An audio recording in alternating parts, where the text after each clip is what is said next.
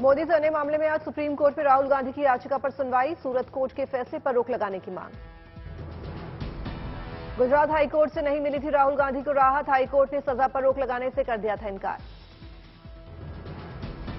साल 2019 में कोलार में रैली को संबोधित करते वक्त राहुल गांधी ने दिया था विवादित बयान, जिसे लेकर मोदी समाज ने जताई थी नाराजगी। बीजेपी नेता पूर्णेश मोदी ने राहुल गांधी के खिलाफ दर्ज करवाया था मानहानि का केस। मजिस्ट्रेट अदालत ने गांधी को इस मामले में दोषी ठहराया और सजा सुनाई थी। इसी मामले में सजा होने के बाद राहुल गांधी की संसद सदस्यता कर दी गई थी रद्द। वायनाड से सांसद थे राहुल गांधी। आज संसद में मॉनसून सत्र का दूसरा दिन। आज फिर मणिपुर मामले को लेकर आमने सामने हो सकते हैं सत्ता विपक्ष। विपक्ष आज भी मणिपुर मामले पर चर्चा को लेकर कर सकता है केंद्र की घेराबंदी। कांग्रेस समेत कई पार्टियों के निशाने पर लगातार है केंद्र सरकार। पहले दिन भी मणिपुर के नारों के चलते स्थगित किए थे दोनों सदन। पश्चिम बंगाल की मुख्यमंत्री ममता बनर्जी ने कहा कि मणिपुर के साथ खड़ा है इंडिया। कहा सभी पार्टियां तैयार हो तो मणिपुर भेजेंगे विपक्षी गठबंधन का प्रतिनिधिमंडल। ममता बनर्जी ने सीधा पीएम मोदी पर साधा निशाना। कहा पीएम कहते हैं भारत सबसे बड़ा लोकतंत्र, पर यहां सिर्फ एक पार्टी का है राज। संसद के दोनों सदन में मणिपुर मामले पर जबरदस्त हंगामा। शोर शराबे के बीच नहीं चल सके दोनों सदन। मणिपुर हिंसा के दौरान 2 महिलाओं के साथ अत्याचार के वीडियो पर बवाल। संसद में विपक्ष का सरकार पर निशाना। मणिपुर में 2 महिलाओं के साथ बर्बरता पर पीएम मोदी का बयान। कहा मेरा हृदय पीड़ा और क्रोध से भरा हुआ। अत्याचारियों को पीएम मोदी ने दिया अल्टीमेटम। बोले नहीं बचेगा कोई गुनहगार, लेंगे सख्त एक्शन। संसद परिसर में दिए गए बयान में प्रधानमंत्री ने राजस्थान और छत्तीसगढ़ का भी किया जिक्र। कहा हम राज्य में सुरक्षा का जिम्मा वहां की सरकार का। राज्यसभा में खड़गे ने पीएम मोदी पर साधा निशाना। बोले प्रधानमंत्री संसद के बाहर बयान देने की बजाय सदन में आकर दे बयान। लोकसभा में संसदीय कार्य मंत्री का बयान। सरकार दोनों सदनों में चर्चा को तैयार। गृह मंत्री भी देंगे जवाब। मणिपुर हिंसा पर बीजेपी की प्रेस कॉन्फ्रेंस। सांसद रविशंकर प्रसाद ने कहा लोगों की सुरक्षा को लेकर केंद्र सरकार गंभीर। रविशंकर प्रसाद ने कांग्रेस पर बहस से भागने का लगाया आरोप। बोले सरकार चर्चा के लिए तैयार। गृहमंत्री अमित शाह ने मणिपुर के सीएम एन बीरेन सिंह से की बात। सूत्रों के मुताबिक दोषियों पर सख्त कार्रवाई की बात कही। मणिपुर दरिंदगी वीडियो में मुख्य आरोपी समेत 4 की गिरफ्तारी। बोले सीएम बीरेन सिंह सरकार करेगी सख्त सजा की मांग। संभव हुआ तो करेंगे फांसी की मांग। असदुद्दीन ओवैसी ने पीएम मोदी पर साधा निशाना। कहा प्रधानमंत्री को 70 दिन बाद याद आया मणिपुर। मुख्यमंत्री भी हाथ पर हाथ धरे बैठे हैं। राहुल गांधी ने पीएम मोदी पर बोला हमला। ट्वीट में लिखा ये देश के शर्मसार होने का मामला नहीं बल्कि मणिपुर की महिलाओं के अथाह दर्द और पीड़ा का मुद्दा है। सुप्रीम कोर्ट के चीफ जस्टिस ने महिलाओं वाले वीडियो को लेकर जताई नाराजगी। बोले सरकार को कार्रवाई के लिए समय देंगे, नहीं तो हम लेंगे एक्शन। मुख्य न्यायाधीश ने केंद्र और राज्य सरकार से उठाए गए कदमों की मांगी जानकारी। 28 जुलाई को होगी सुनवाई। मणिपुर से वापस कोलकाता लौटा टीएमसी का प्रतिनिधिमंडल। कहा वहां के राहत शिविरों में व्यवस्था सही नहीं। कानून मंत्री अर्जुन मेघवाल का मणिपुर हिंसा और यूसीसी पर बयान। कहा संसद में हमने उठाया मुद्दा लेकिन विपक्ष नहीं चाहता है कि सदन चले। लोकसभा चुनाव की तैयारी में एनडीए सांसदों के बनाए गए 10 समूह हर ग्रुप से मीटिंग करेंगे प्रधानमंत्री मोदी। 25 जुलाई से होगी एनडीए सांसदों की बैठक। पहले दिन यूपी और नॉर्थ ईस्ट की मीटिंग। एक समूह में 35 से 40 रहेंगे एमपी। विधानसभा चुनाव के लिए राजस्थान में कांग्रेस की चुनाव कमेटी का गठन। प्रदेश अध्यक्ष गोविंद सिंह डोटासरा बने अध्यक्ष। समिति में गहलोत और पायलट समेत 29 सदस्य। भूकंप के 3 झटकों से सहमा जयपुर। सुबह 4:10 पर आया। 4.4 तीव्रता का भूकंप। झटके महसूस होने पर घरों से बाहर निकलकर आए लोग। बंगाल पंचायत चुनाव में हुई हिंसा को लेकर आज बीजेपी राज्य के सभी ब्लॉक दफ्तरों पर करेगी विरोध प्रदर्शन।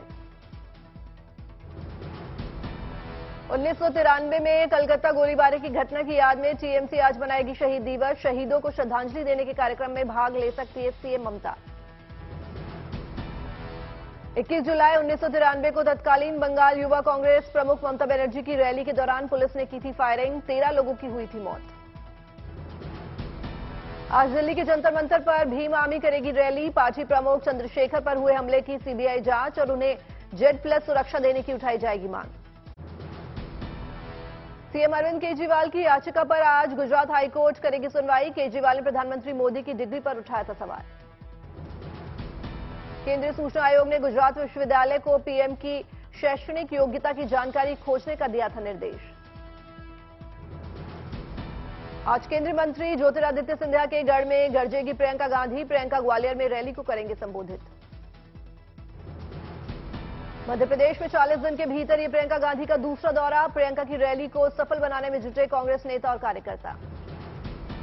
मध्य प्रदेश में इसी साल अंत में होने हैं विधानसभा चुनाव। कांग्रेस की चुनावी जमीन मजबूत करने में जुटी प्रियंका गांधी। सुप्रीम कोर्ट ने दिल्ली अध्यादेश का मामला संविधान पीठ के पास भेजा। ट्रांसफर पोस्टिंग अधिकार छीने जाने पर दिल्ली सरकार ने दी है अर्जी। खिलाड़ियों से यौन शोषण मामले में बीजेपी सांसद ब्रिजभूषण शरण सिंह की बड़ी राहत। दिल्ली के राउज एवेन्यू कोर्ट से मिली शर्तों के साथ जमानत।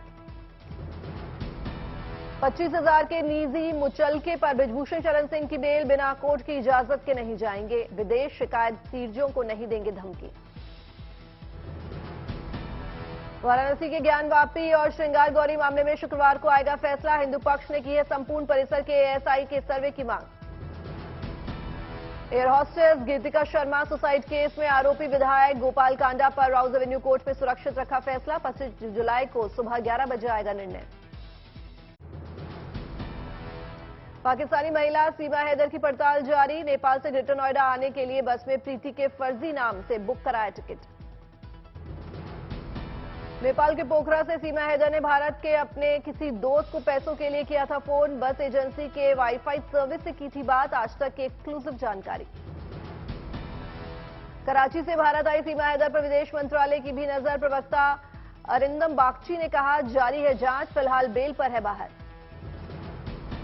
यूपी के मंत्री संजय निषाद ने की सीमा हैदर को वापस कराची भेजने की वकालत। कहा भारत का दुश्मन है पाकिस्तान।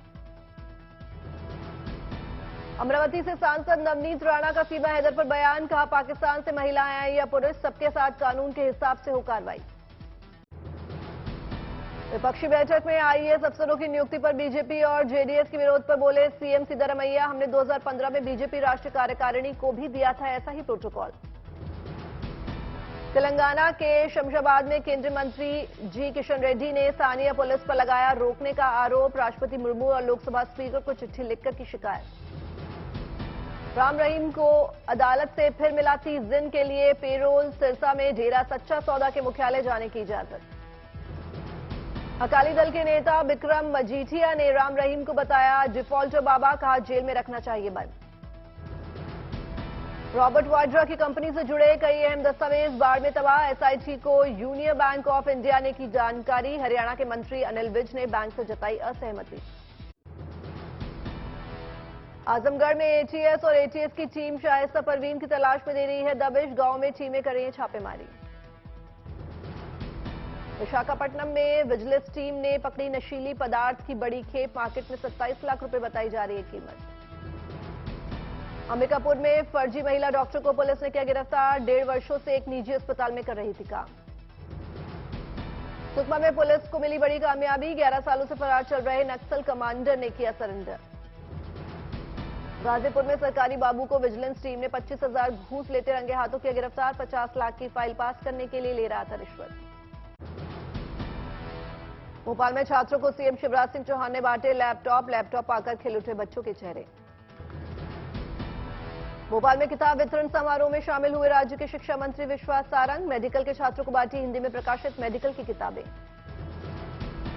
चंदौली में मुहर्रम को लेकर प्रशासन ने कसी कमर। सुरक्षा व्यवस्था जैसे गंभीर मुद्दों पर अधिकारियों ने की चर्चा। दिल्ली में रेलवे विभाग ने लॉन्च किया अपग्रेडेड टिकट बुकिंग सिस्टम। लोगों को टिकट बुक करवाने में नहीं होगी असुविधा। बिहार के राज्यपाल राजेंद्र आर लिंकर ने परिवार के साथ घूमा अंतर्राष्ट्रीय पर्यटन स्थल राजगीर। अधिकारियों ने राज्यपाल को गार्ड ऑफ ऑनर से किया सम्मानित।